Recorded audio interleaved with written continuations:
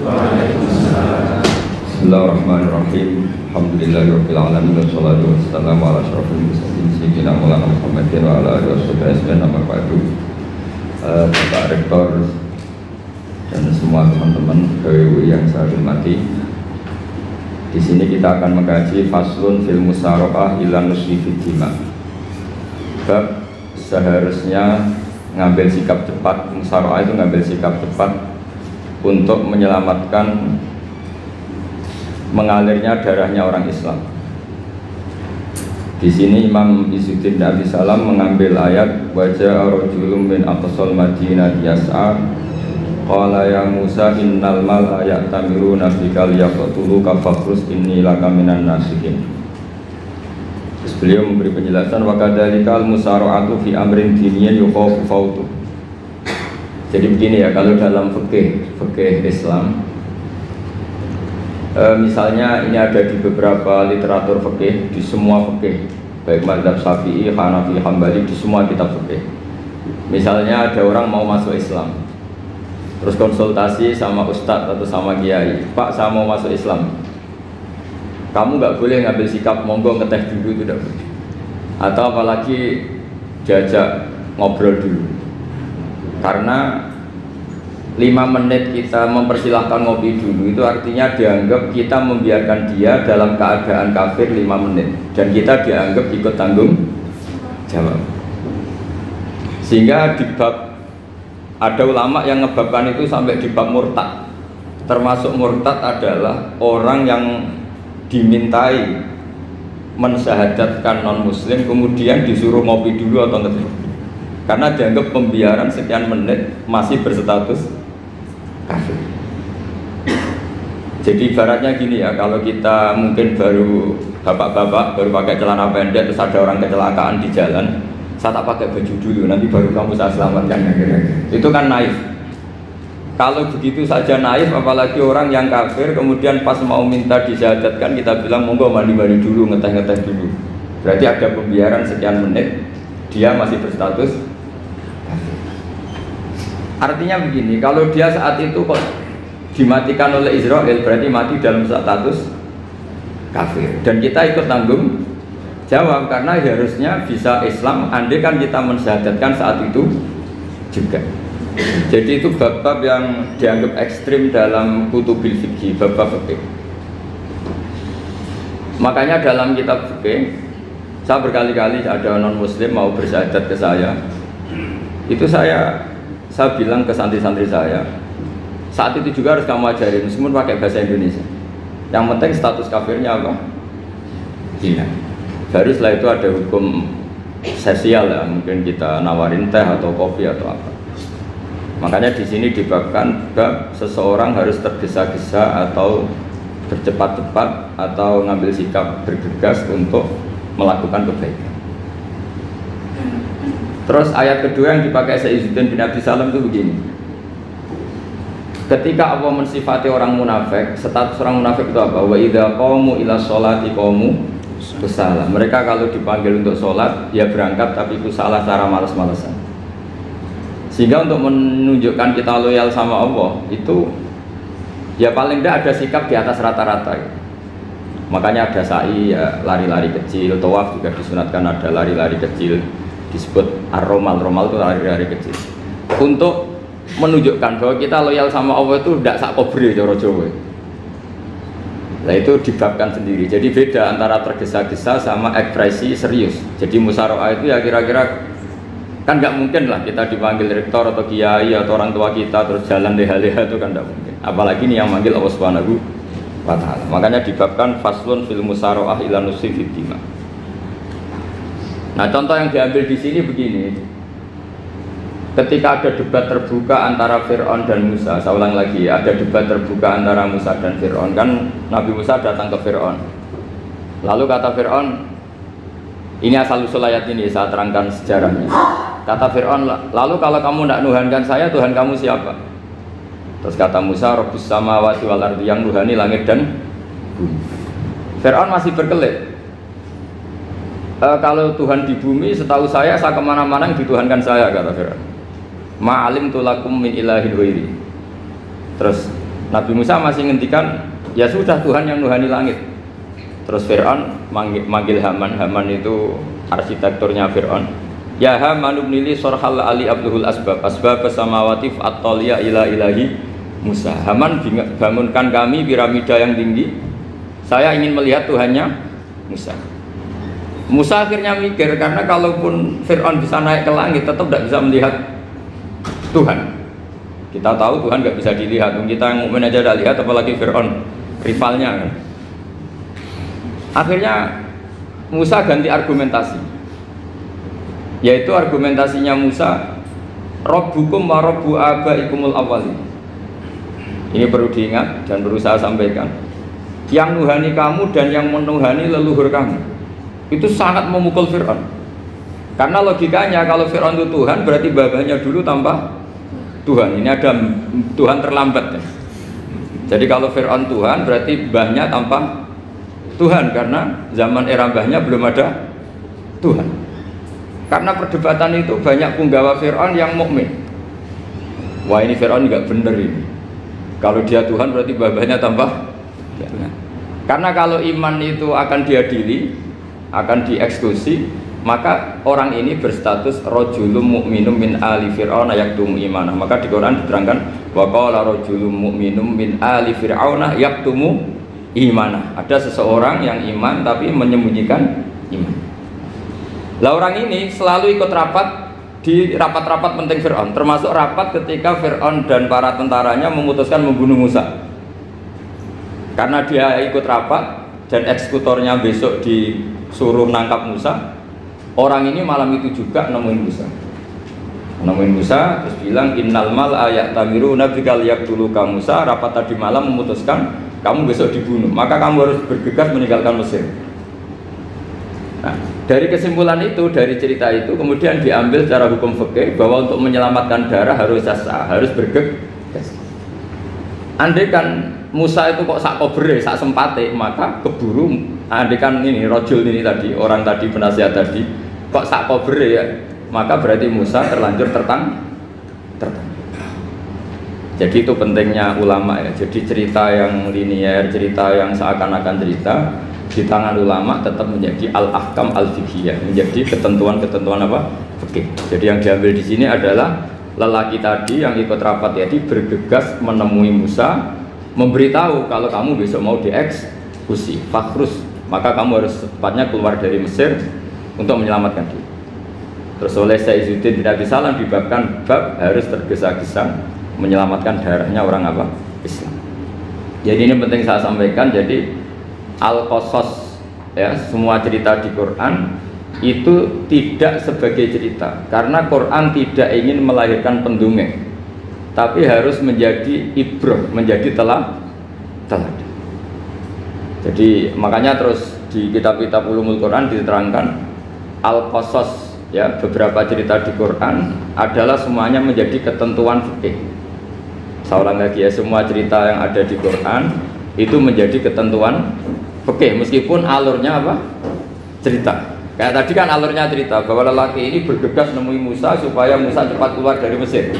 Terus dibabkan babul musaroah ilam musifid dima. Saya teruskan ya. Wa kama laro'ai nama yaktulu musliman lau tabtu'u alaihi laqotalahu fal musaroah ila takhrisihi min wajibatun idlaisal unatu mahmudatan fi kulli syai'in falaha mawatinu tuhmadu fiha wa mawatinu tudammu fiha wa kadzalika al musara'ah wal lain wal dhilta wa ghairuhuma nas'alullaha ay yuwaffiqana lil amal fi taati fi mawaqi'iha wa madhaniha. Terus cara berpikir ulama, saya pernah baca dalam satu sejarah ulama besar namanya Sufyan Ats-Tsauri.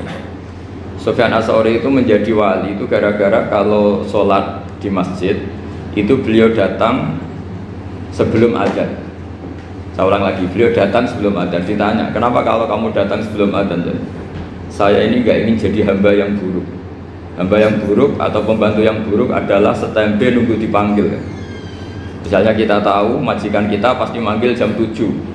Kemudian jam 7 itu Anda masih ngopi, masih tata-tata, itu kan tidak menghormati majikan. Harusnya kamu setempe di jam yang saat itu pasti majikan Anda memanggil. Kata beliau, saya tidak ingin seperti pembantu yang buruk, datang nunggu apa? Dipanggil. Jadi itu ada beberapa spirit ya, atau inspirasi dari aturan-aturan mahabbah. Sebab itu ketika Allah kritik orang munafik, wa idza qamu ila sholati qamu kusala, ketika dipanggil sholat mereka datang bermalas-malasan. Karena tidak ada cintanya sama Allah, maka datang berlambat-lambat. Nah berarti kalau ekspresi cinta mengharuskan kita datang bercepat. Makanya dalam istilah lain di Quran ini termasuk balaghatul Quran. Di juz 25 itu istilah menuju Allah itu fafirru ilallah. Kita tahu firar itu maknanya lari apa jalan biasa? Lari. Jadi untuk mengekspresikan mahabbah kita, kangen kita pada Allah, cara bahasa Arab isyak kita, berontok kita sama Allah, tidak diistilahkan jalan tapi fafirru ilallah, harus bergegas berlari. Begitu seterusnya. Maka kalau ada orang Islam terus ini konsekuensi hukum. Ada non muslim minta, Pak Bahak saya tolong ajarkan syahadat. Nggak boleh saya bilang gini, monggo ke dalam dulu. Padahal perjalanan ke rumah saya misalnya setengah jam, nggak boleh. Saat itu meskipun sambil berdiri-diri harus kita tauhidkan. Kamu yakinnya Allah itu satu, Tuhan Allah, harus. Karena kalau ada perjalanan ke rumah 5 menit terus dia kecelakaan, belum syahadat, statusnya mati apa? Kafir. Dan kita ikut terlibat karena sebetulnya bisa mengislamkan saat itu juga. Analoginya kayak tadi loh, orang kecelakaan di jalan karena kita pakai celana pendek, contoh Surian ya, saya tak pakai baju dulu, habis itu dilides truk. Itu kan kita ikut salah karena kita yang punya kesempatan, tentu yang disalahkan yang punya kesempatan. Karena merubah status dari potensi kelides truk menjadi sama sekali gak potensi kelides truk dengan kita inggirkan, meskipun kita dalam keadaan tidak ideal. Sama. Orang kafir yang mau masuk Islam itu umumnya kiai-kiai kan kadang sebagian disuruh mandi dulu, itu salah sebenarnya. Itu salah sekali, sangat salah. Apalagi nunggu seremonial di masjid, nunggal toko-toko, itu buyutnya salah. Itu gak cuma salah, buyutnya salah. Jadi salah yang akut. Itu salah besar. Kalau seremonial monggo, tapi kalau mengislamkannya harus saat itu. Apalagi seremonial seminggu lagi nunggu tokoh terkenal, nunggu di syuting dulu, wah itu perilaku show, itu bukan mengislamkan itu. Makanya kita yang sebagai peneliti fikih itu kadang itu enggak srek gitu. Masa mau Islam nunggu di masjid dulu, di syuting dan tokoh-tokoh, itu salah. Itu sama lihat kamu lihat orang kecelakaan mau menyelamatkan, ini ada wartawan enggak ya? Minta di syuting dulu, sedang mati ini. Jadi kita normal saja dalam Islam, sesuatu yang mendesak, yang emergensi ya perlakuannya harus cepat. Sehingga dibabkan faslun fil musaro'ah ila nusifid fiddima. Jadi ada beberapa contoh di Quran memang aturannya seperti itu. Makanya semua redaksi Quran tentang menuju Allah diredakseno fafirru ilallah. Makanya di tawaf ada ekspresi romal, jalan agak cepat. Di sa'i juga ada momen-momen kita harus romal, berjalan cepat. Di beberapa aturan juga seperti itu. Ya saya ulang lagi, di beberapa aturan Islam juga seperti itu. Nah sekarang efek di hukum haji, saya banyak baca literatur haji. Haji dalam aturan Islam itu wujuban tarohian, wajib yang tidak langsung mendesak. Kemudian semenjak ada fakta kita harus nunggu, daftar tunggu, itu kita sebagai ahli fikih itu gamang. Misalnya gini, saya umur 20 punya uang, sekarang berapa daftar? 25 juta ya. Saya umur 20 punya uang 25 juta. Saya jomblo misalnya, ya butuh nikah, ya butuh macam-macam. Itu wajib daftar haji apa enggak? Karena kalaupun daftar nunggu 20 tahun. 20 tahun kan asumsi umum masih umur 40, masih hidup lah kira-kira sebenarnya. Nah sekarang kalau ada orang umur 50 tahun punya uang 25 juta, menurut Anda wajib daftar saat itu apa enggak? Wong daftar saja bisa game gitu. Dan kalau misalnya umur 50 ditambah 25 kan 75. Itu kalau orang sumpah sudah cepat mati itu gara-gara gitu. Maka itu menjadi pertanyaan, apakah fikih ini kita rubah? Karena dulu kan orang itu longgar semua. Karena haji zaman Nabi pun tidak langsung dilakukan saat pertama diwajibkannya haji. Jadi Nabi punya sisi unik. Pertama ada tahun diwajibkannya haji, Nabi tidak langsung haji. Sebab itu ulama berkesimpulan kalau wajibnya haji tidak langsung. Maka fikih itu memang unik. Sholat juga gitu. Ada istilah begini dalam sholat. Watajibus sholat ala kulli muslimin wujuban muwassa'an. Di semua kitab fikih takbirnya seperti itu redaksinya. Wajib sholat dilakukan orang Islam wujuban muwassa'an, wajib yang ada longgarnya.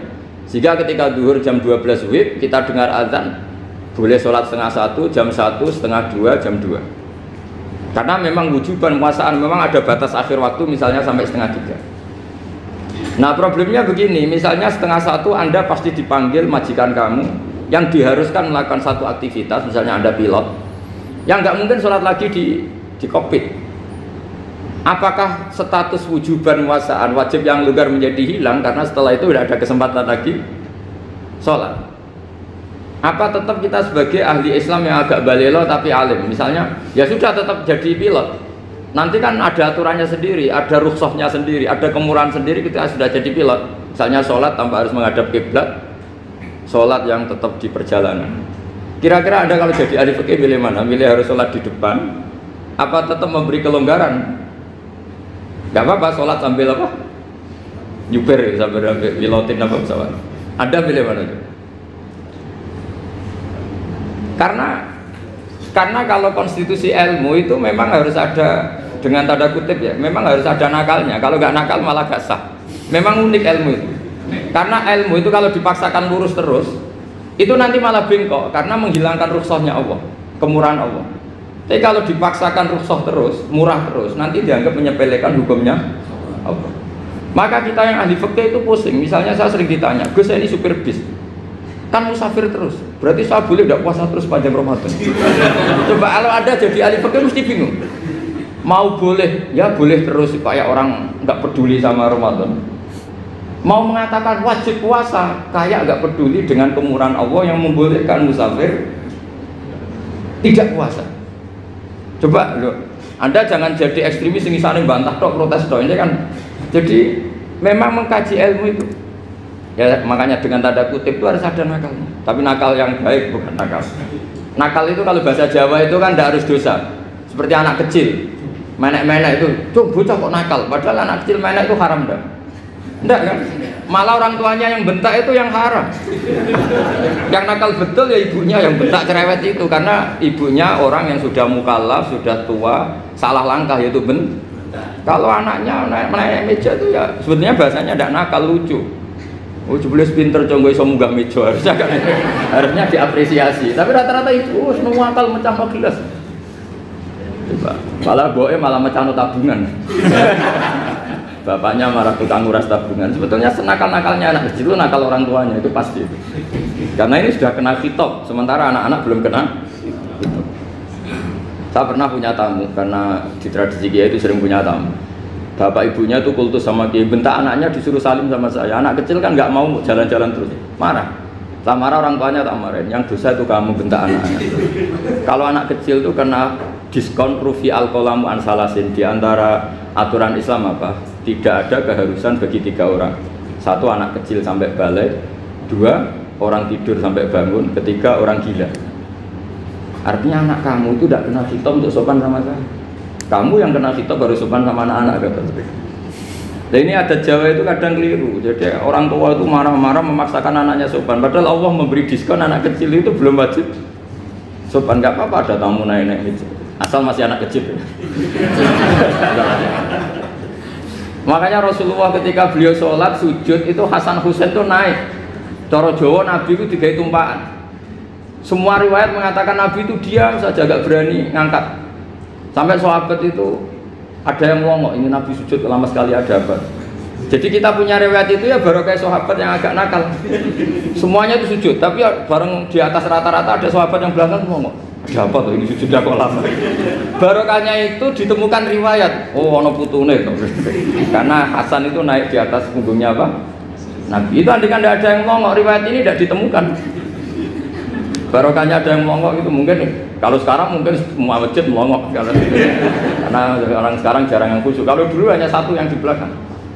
Setelah itu Nabi memberi penjelasan, saya tadi sebetulnya harus mengakhiri sujud saya sesuai aturan umum, tapi ada cucu saya tak biarkan sampai dia puas naik punggung saya, sehingga dia turun baru saya naik. Filosofinya apa? Begini, anak kecil satu tidak kena khitab. Dua, jangan sampai sholat itu jadi problem. Kalau Nabi nyentak Hasan, membentak, putu ono bae sholat kok diganggu, maka sholat menjadi trauma. Gara-gara sholat bahasa bentak saya. Lama-lama anak ini trauma dengan sholat karena dianggap problem.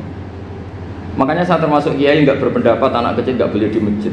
Sering kan anak kecil di masjid, ayo khutbah rame. Saya termasuk setuju tetap boleh.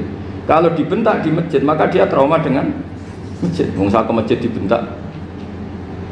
Lagi pula kadang-kadang orang tuh gaya-gayaan tok. Wah, rame orang khutbah, rame nih. Padahal kalau nggak diramein anak-anak malah udah tidur. Kita kan nggak bisa menjamin kalau perilaku kita lebih baik gitu. Mendingan kan anak-anak main di masjid timbang di karaoke kan. Jadi kan, lah ini maksudnya saya, ini fikih ya. Fikih itu wilayahnya, makanya jadi ahli fikih itu susah-susah gampang. Jangan hanya berpikir protes dengan ketentuan fikih, mengkaji yang sebanyak-banyaknya. Itu tadi, misalnya Anda seorang supir permanen, supir bis terutama. Kalau truk kan bisa leha-leha, kalau bis kan apa ada deadline-nya ya waktu. Seperti bis jurusan Surabaya Semarang, saya kan sering naik bis jurusan Surabaya Semarang. Kadang-kadang supirnya melihat saya tanya, Gus saya ini supir, saya ini Ramadan itu gimana ya? Ya saya sudah ngerti setengah nakal, dan senengnya dijawab rasa poso ya saya tahu ya. Tapi masalahnya secara fikih kalau kamu mengatakan kamu harus puasa terus, kamu melanggar konstitusi ilmu. Memang musafir punya diskon, boleh tidak puasa. Pertanyaannya bayarnya kapan? Nung Sawal ya nyupir lagi, Dzulqa'dah nyupir lagi, nanti sampai Ramadan ya. Nah terus ya pas kamu cuti, biasanya cutinya pas sakit, boleh diskon lagi karena sakit. Coba. Nggak, andai kan Anda jadi ahli fikih milih zaman. Lo kalau orangnya soleh terus kayak ustadz-ustadz di sini kayak dosen UI kan, masa dosen UI Universitas Islam nggak Islami kan nggak mungkin. Mungkin memilih poso kan. Masalahnya ini kan hukum untuk orang kebanyakan, nggak boleh hukum mosok gak kuat. Bu, sahur jam 3:30 ngombe vitamin pokoknya harus kuat. Itu udah hukum, itu saran. Hukum itu beda dengan saran. Hukum itu hanya berpijak musafir itu boleh iftar. Kalau saran memang boleh, ya usahakan kamu makan 3:30 pas fit nyupir. Terus kalau nyupir selesai jam 10 nanti istirahat.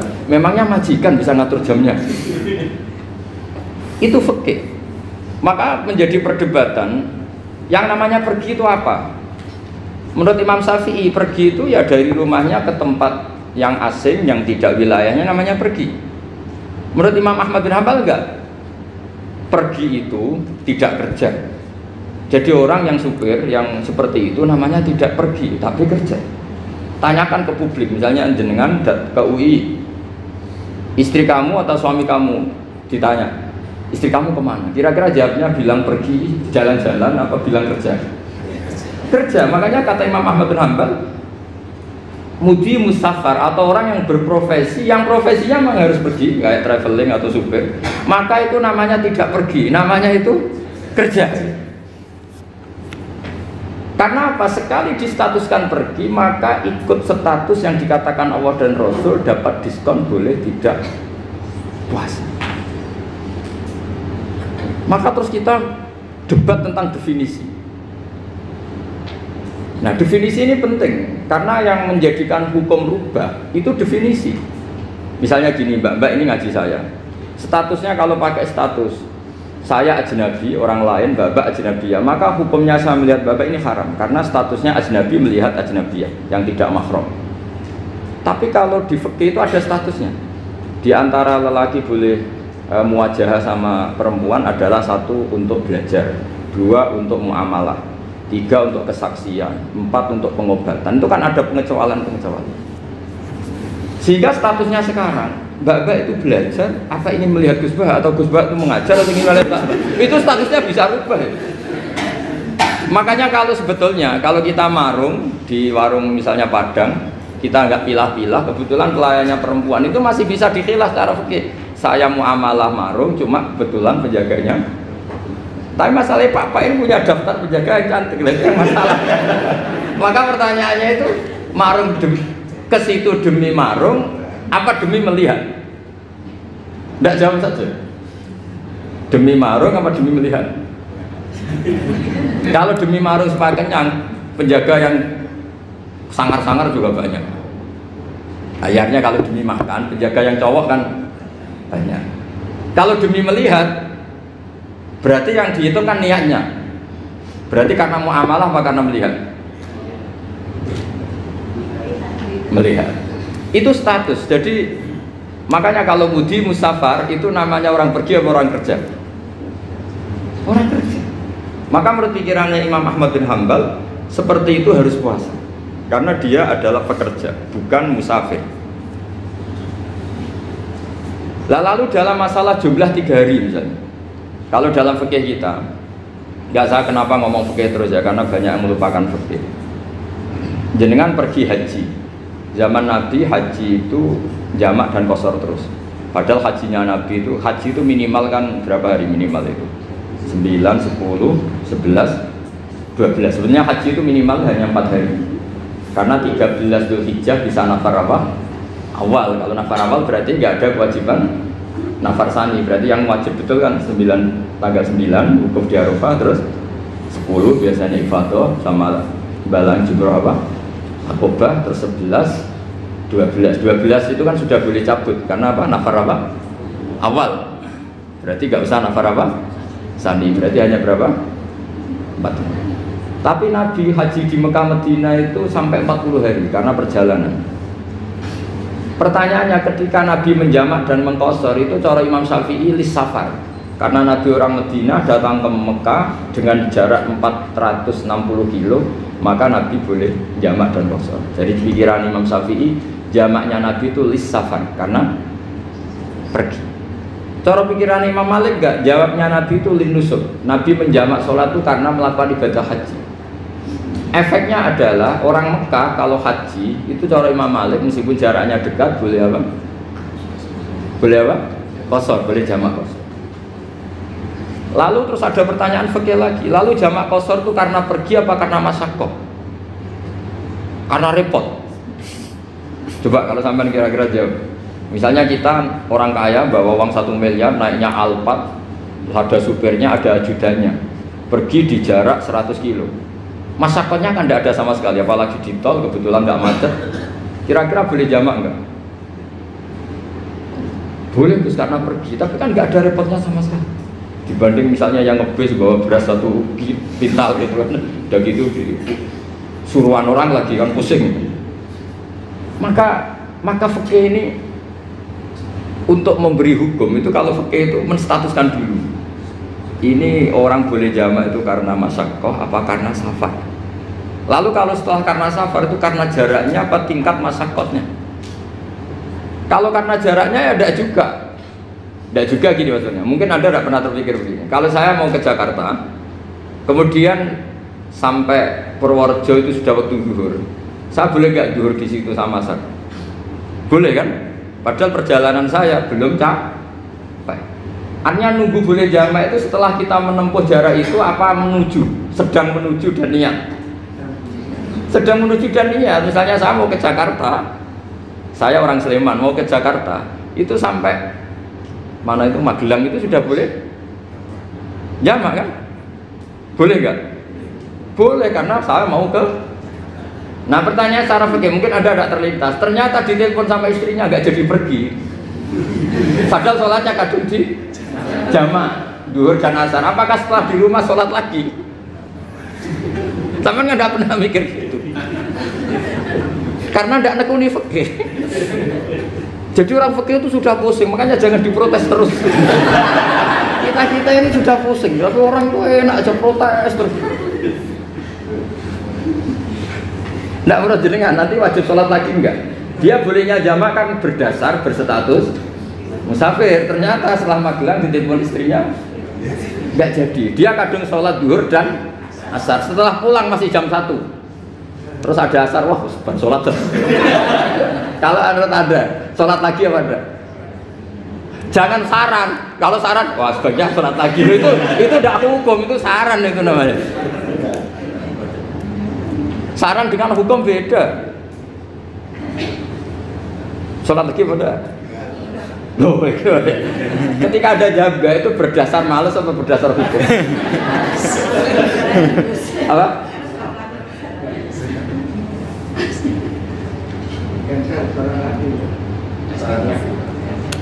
Nah kalau Anda sholat lagi, pertanyaannya gini, Allah itu tidak punya tradisi mewajibkan 2 kali. Pertanyaan fikihnya mesti gitu. Dan saat Anda di Magelang menjamak itu melakukan sesuatu yang disahkan oleh agama. Berarti pas Anda jamak zuhur asar, sesuatu pas melakukan itu kan berstatus sah dan boleh. Meskipun setelah itu ada masalah, istri kamu nelpon terus pulang. Tapi pas itu kan sudah dinyatakan oleh malaikat sah, Anda sudah zuhur dan asar. Kalau melihat itu tidak wajib mengulang. Tapi bisa saja malaikat ada yang usil. Itu sah karena Anda berstatus musafir. Berhubung status Anda hilang, maka poin Anda sudah sholat juga hilang. Kamu milih fikih yang mana?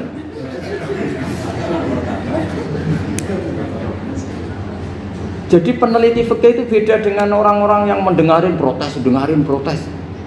Beda karena nengkuni. Nengkuni itu beda karena ada konsekuensinya. Makanya fikih itu sampai saya punya kitab fikih itu dikarang satu orang itu jumlahnya 20 jilid. Per jilid itu segini. Jadi satu meja ini dikarang satu orang. Itu mulai yang presisi, yang detail sampai yang khayal. Yang khayal juga ada. Yang khayal itu tadi beliau banyak menghayalkan gini. Suatu saat Anda datang ke Mekah itu hanya butuh waktu 20 menit. Zaman itu belum ada pesawat. Lalu boleh gak jamak? Boleh gak nakal? Nakal itu begini. Sampai orang kaya punya jet pribadi. Misalnya Anda Ronaldo masuk Islam, orang kaya. Itu bisa gak puasa? Karena begini. Misalnya dia orang, contohnya orang Arab ya. Orang Arab, jangan orang. Gak, contohnya itu dibalik saja. Di sini itu kalau imsak jam berapa? Imsak Ramadan jam berapa? Digai 3:30 aja biar aman ya. Kalau 3:30 kan mesti imsak. Dia terbang ke Mekah.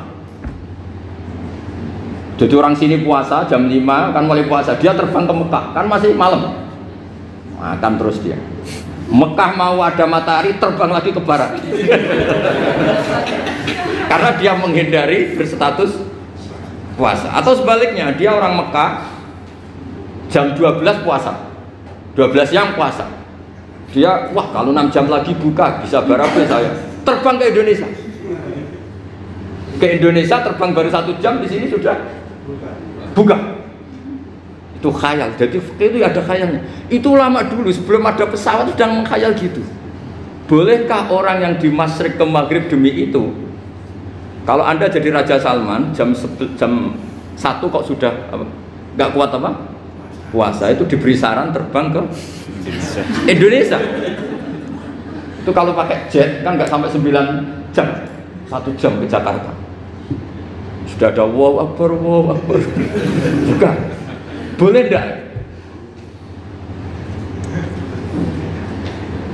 Lo mau kamu enggak bilang, oh enggak boleh. Lo di Jakarta sudah huruf samsi. Masa sudah matahari terbenam orangnya enggak boleh? Buka. Leja. Apa? Kalau resikonya gini, sampean mungkin nggak mikir, resikonya gini, kalau dia berstatus musafir, bolehnya buka karena musafir, pertanyaannya dia wajib bayar. Kan musafir bolehnya kodok nanti harus bayar, tapi kalau dia buka normal kan tidak harus bayar. Beda, efek pakainya beda.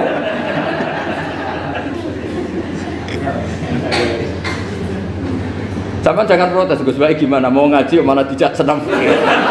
Ini kan ngajinya para dosen, para pegawai, jadi harusnya itu jadi mufti, ngaji untuk jadi mufti, bukan ngaji untuk mendengarkan. Jadi makanya saya mohon jangan sering protes sama ulama sudah pusing. Karena efek-efek hukum itu tidak gampang. Kayak tadi misalnya, kalau dia boleh buka atas nama musafir, resikonya wajib bayar. Masalahnya Raja Salman ini mau enggak gitu. Dia inginnya. Maka pertanyaannya itu kitab yang milik saya tadi yang 20 jilid tadi. Ulama itu mulai dulu sudah membayangkan bagaimana kalau suatu saat ada satu kendaraan. Kenapa ulama bisa membayangkan itu? Karena ada buruk.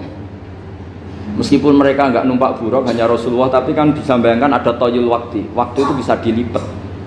Karena ulama dulu ahli astronomi, jadi bumi itu bulatnya gini, muternya gini.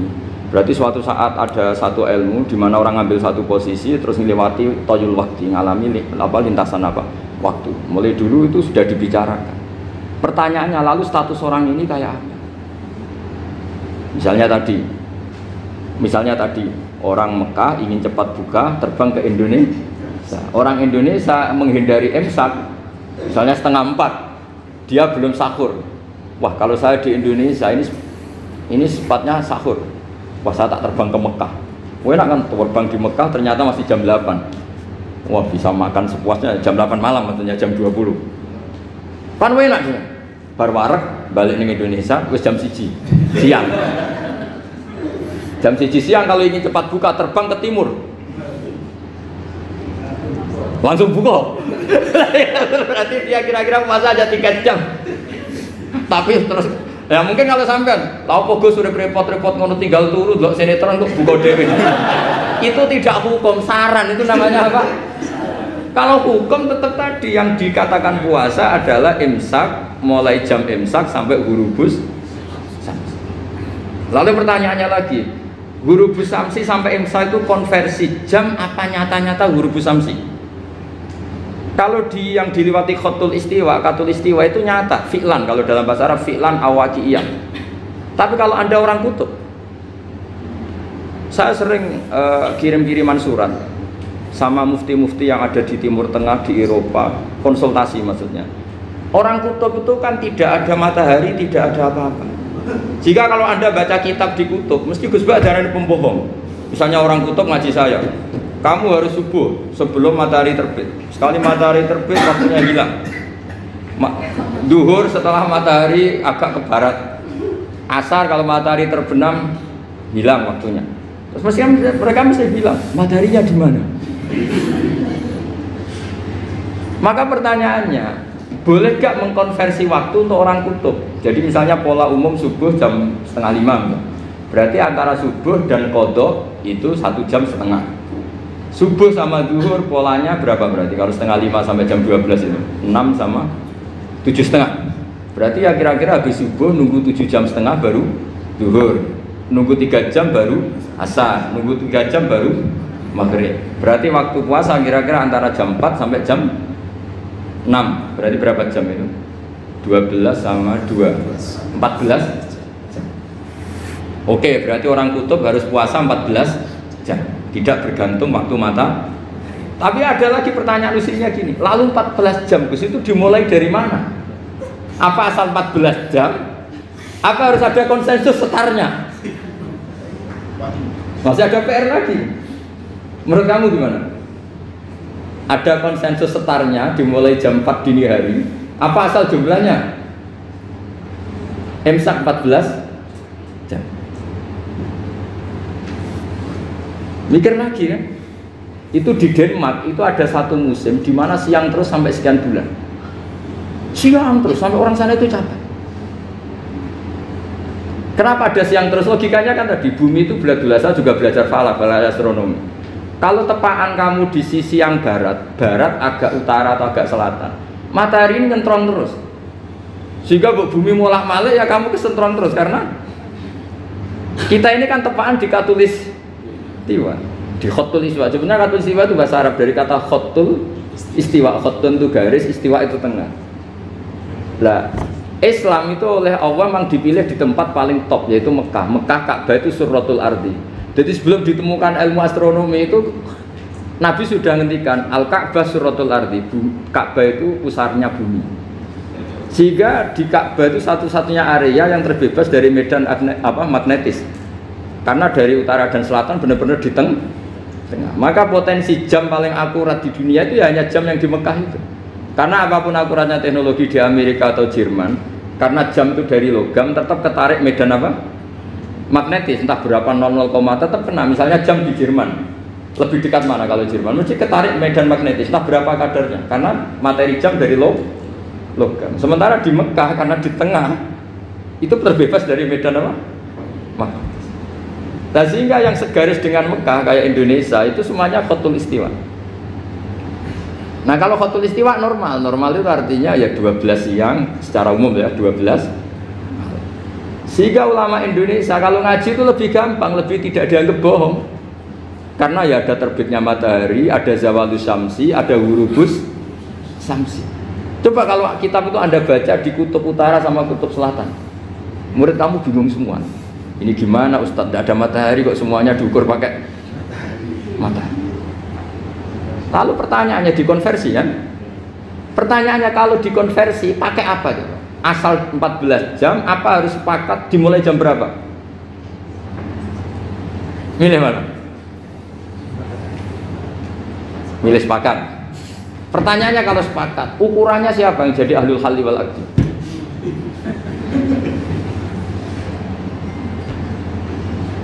Jadi orang fikih itu sudah bingung, makanya saya mohon jangan sering diprotes. Saya pernah ketemu ulama, saya kan sering ikut komunitas di New York, itu andekan di Bur, itu pas persis Ka'bah. Jadi buminya itu kalau di Bur itu pas persis Ka'bah. Lalu pertanyaannya, ada kiblat tidak di sana? Ya bumi kan gini ya, kalau dalam bahasa falak itu ada rubuk namanya. Rubuk itu bumi yang sewaktu itu hanya yang seperempat. Ya bumi yang sewaktu itu hanya seperempat. Jadi kita sekarang siang, berarti yang baru siang hanya seperempat bumi. Nanti yang malam ya hanya seperempat bumi.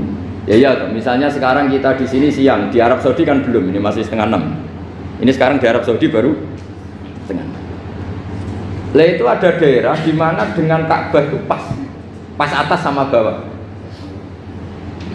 Harusnya kan bebas arah. Apa? Bebas arah. Lalu orang sana sholatnya itu menghadap kemana? Pernah ulama New York itu minta fatwa ke Rabitatul Alam Al-Islami. Lalu kita harus menghadap kemana? Makanya dalam dunia anekdot ulama itu ada anekdot Abu Nawas itu orang yang nggak pernah kalah debat. Dia tuh terkenal nggak pernah kalah debat. Tapi dia ada ilmuwan. Dia punya tetangga ilmuwan, punya pengaruh besar. Semua orang ngaji ke ilmuwan itu. Mantelnya bukan main, karena dia ahli falak, ahli astronomi. Mau nandingi dia tidak bisa, gak nandingi itu reputasinya jatuh. Orang itu berteori kalau bumi itu bulat-bulat. Kalau kamu jalan ke sini, maka akan ke titik yang sama. Suatu saat si profesor ini kemalingan, terus minta tolong Abu Nawas, rumah saya kemalingan. Terus lari kemana malingnya? Ke timur. Setelah ke timur, larinya ke timur. Abu Nawas lari ke barat. Lari ke barat. Terus ditanya, sudah tak bilangin malingnya lari ke timur kok kamu lari ke barat, nanti ketemu di titik yang sama. Sebenarnya itu profesornya makel, oh kamu nyindir. Artinya Abu Nawas gak terima teori anda itu gak bisa. Secara keilmuan benar, tapi secara faktual gak boleh. Berarti kalau ada orang ngejar istrinya lari ke timur, dia harus tetap ke barat, nanti ketemu di titik yang sama. Jadi malingnya tuh lari ke timur, Abu Nawas ngejar ke barat. Ketika ditanya profesornya, sudah bilangin malingnya tuh lari ke timur, kenapa ada ke barat? Kata anda nanti ketemu di titik yang sama, karena bumi bulat-bulat. Nah pertanyaannya gini, lalu kalau yang segaris itu ada arah enggak? Kayak New York tadi. Menurut kamu tetap berkiblat apa enggak usah? Loh kalau yang rubuk jelas. Loh gitu, kalau rubuk begini loh, misalnya begini, terus kamu di sini sama sini kan masih ada arah, tapi kalau sini sama sini masih butuh kiblat. Lalu sama ndak usah protes, orang fikih sudah pusing, ndak usah diprotes, karena yang dipikir itu macam-macam. Lah ya makanya ini kan ini mengkaji ya, saya mohon ya kayak tadi ini mengkaji, saya mohon saya cukupkan sekian. Sementing apa ya, kita ada respeknya lah sama ulama. Jadi ulama itu susah, mikirnya susah, harus tanggung jawab di depan Allah, di dunia diprotes terus. Ya saya kira demikian. Assalamualaikum warahmatullahi wabarakatuh. Ya satu aja, ini waktunya. Atau dua agak apa-apa, dua aja. Terima kasih Ustaz Bahrudin. Ke sesi selanjutnya yaitu tentang tanya jawab. Kami kasih waktu dua penanya. Dua penanya dan dua pertanyaan, kadang satu langsung tiga. Ya, silakan Pak dan Pak Sus.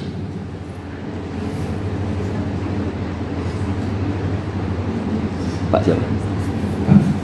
Satu lagi Pak Sus. Assalamualaikum warahmatullahi wabarakatuh. Waalaikumsalam. Pertanyaan saya singkat Gus. Ya.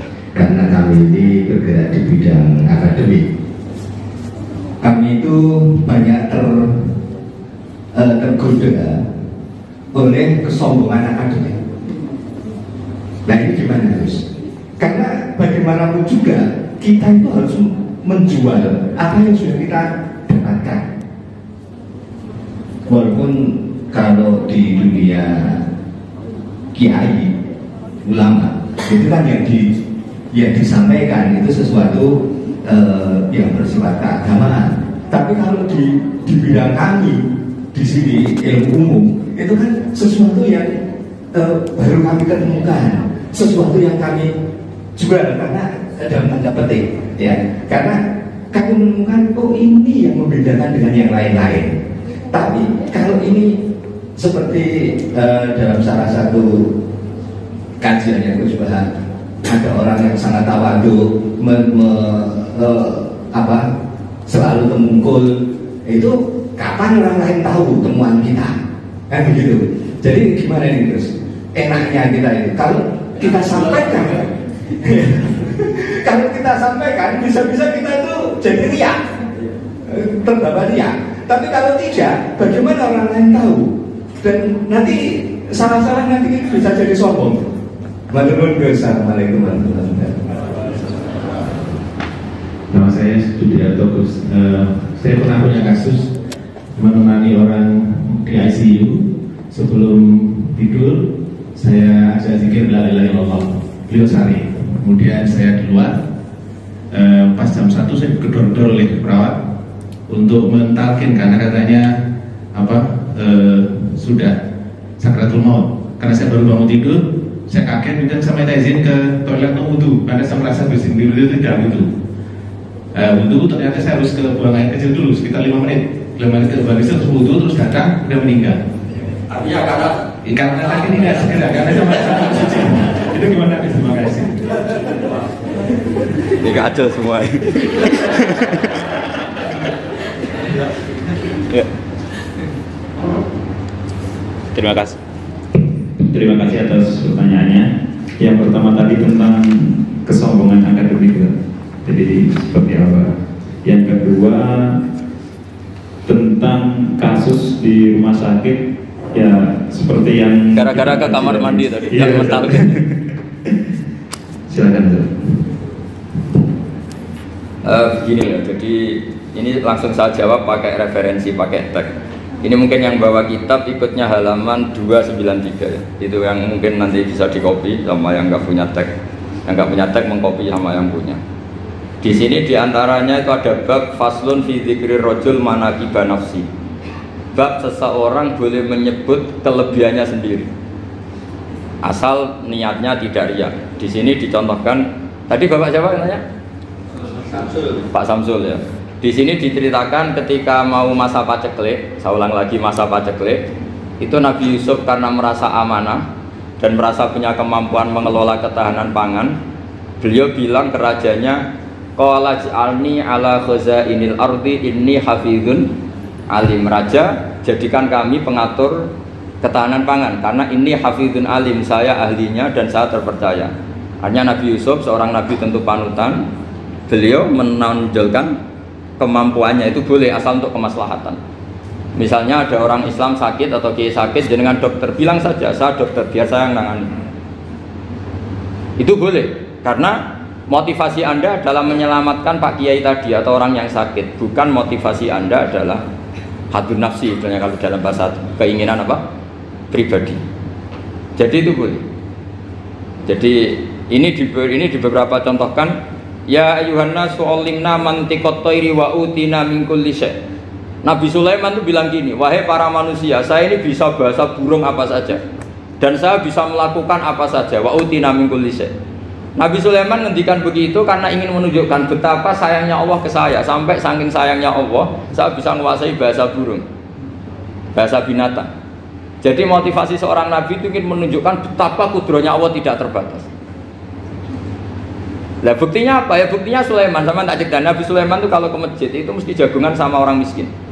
Terus beliau bilang gini, miskinun yujalisu miskin, ayo podo kerene jagungan. Karena beliau dengan kenabiannya meskipun kaya raya itu tidak merasa punya sama sekali, karena semuanya milik Allah Subhanahu wa Ta'ala. Dan beliau buktikan, beliau kaya raya itu untuk bangun Baitul Maqdis yang semegah itu semuanya pakai asetnya Nabi Sulaiman. Ketika bisa memperkerjakan jin dan setan juga untuk bangun Baitul Maqdis, bukan untuk bangun dirinya, rumah dirinya. Ya ini dicontohkan satu Nabi Sulaiman, dua Nabi Yusuf. Terus ketiga contoh yang diambil, setiap nabi ketika pidato kepada umatnya mesti ditutup dengan wa analakum nasihun amin. Saya ini adalah penasehat yang terpercaya. Jadi ajaran saya bukan ingin menyengsarakan kamu, tapi wa analakum nasihun amin. Saya adalah penasehat yang baik. Artinya akan menonjolkan dirinya. Jadi boleh asal itu untuk kemaslahat. Jadi misalnya UI punya penemuan apa yang keren, yang maslahat untuk orang Islam, diumumkan bahwa ini penemuan UI. Tapi tujuan Anda supaya mengangkat harkat martabat UI. Bukan setelah itu terus kirim surat ke rektor, saya harus tambahan gaji karena saya penemunya. Wah itu sudah nggak bisa jadi wali kalau gitu itu sudah. Tapi nanti rektornya yang ya agak tahu diri gitu. Masa penemu sama nggak penemu disamakan gitu. Misalnya seperti itu. Jadi di sini ada sekian contoh, mungkin bisa diakses di halaman 293 di bab faslun fi dzikri rajuli manaqiba nafsi. Terus kalau contoh hadis, Nabi sering ngendikan begini, ana sayyidu waladi Adam wa ana awwalu syafi'in, dan saya adalah nabi pertama yang punya hak syafaat. Tapi Nabi ngendikan seperti itu supaya orang punya harapan ketika di mahsyar. Sudah kalau di mahsyar nyari saya karena saya diberi hak syafaat. Jadi asal niatnya untuk maslahat gak apa-apa. Makanya saya sering di mana-mana sering cerita, saya ini menekuni fikih supaya orang kalau belajar fikih jelas ke saya Pak. Kalau saya tidak ngomong, orang keliru guru. Tapi ya harus ada buktinya. Nanti ngomong ahli dok, ada ahlinya ya kacau nanti. Ya jadi boleh ya. Di sini dibabkan faslun fi dzikri rajul manaqiba nafsi. Bab seseorang boleh menunjukkan kemampuannya asal tadi untuk lil maslahah. Sudah Pak Samsul ya? Tadi yang pertanyaan dari siapa itu? Pak Sus Budiarto. Pak Sus itu gimana ini kasusnya itu orangnya sudah Islam toh? Sudah. Ya sudah apa-apa salah. Terus Anda ke Thailand itu nggak niat menghindar toh, memang saatnya harus ke Thailand. Hanya menyesal. Oh, hanya menyesal, bagus lah punya penyesalan. Nggak begini ya, kalau orang itu sudah Islam itu kan nggak se-emergensi yang belum Islam, itu hanya ideal. Artinya idealnya seseorang kalau mau meninggal, akhir dari kalimatnya adalah la ilaha illallah. Tapi itu pun ulama dinego. Ini saya beri cerita sedikit. Kitab Fathul Mu'in itu termasuk kitab yang nggak setuju kalau kalimatnya sepersis la ilaha illallah. Kenapa Pak Sus? Logikanya gini, ini semua ulama gitu ya. Itu ada dua riwayat. Mangkana akhiru kalamihi la ilaha illallah dakhalal jannah. Sebagian riwayat mangkana akhiru kalamihi Allah dakhalal jannah. Nah ulama itu milih yang Allah. Kenapa milih yang Allah? Karena la ilaha illallah itu resikonya tinggi. Pas la ilaha ateis, tidak ada Tuhan, mati. Maka ulama, tradisinya guru-guru kita, kalau ada orang mau mati yang sudah akut, itu hanya ditalkin Allah, Allah, Allah. Karena ini lebih tidak berisiko. Tapi kalau la ilaha illallah, pas la ilaha belum illallah, mati. Tidak bisa kamu pun, teruskan dulu baru mati. Ayo teruskan dulu baru mati, ini gimana? Belum illallah kok sudah. Jadi makanya, terus di situ diterangkan lagi begini. Setelah orang itu melafadzkan la ilaha illallah, kan orang mau mati itu kan macam-macam ya. Ada yang sudah akut, ada yang masih sehat. Kalau masih sehat sebaiknya la ilaha illallah. Tapi kalau sudah akut hanya dilatih apa? Allah. Terus saran kedua oleh kitab Fathul Mu'in diterangkan sebaiknya jangan ngomong lagi. Karena Nabi ngendikan akhir itu harus itu menjadi kalimat. Jadi misalnya setelah kamu talqin la ilaha illallah, kamu tanya, Pak sertifikatnya di mana? Akhirnya bapaknya jawab di lemari.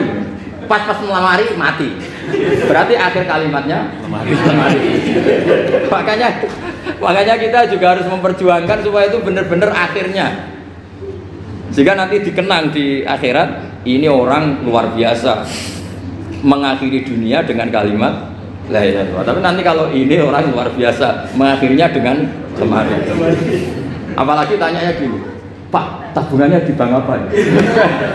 Ini BCA. Berarti terakhir bilang apa? BCA. Jadi itu ada aturannya. Jadi kalau nalkin orang sudah ngelafadzkan kalimat tauhid, jangan dijak ngomong lagi. Karena kalau diajak ngomong lagi terus mati, yaitu kalimat terakhirnya. Ya, mohon maaf. Assalamualaikum warahmatullahi wabarakatuh.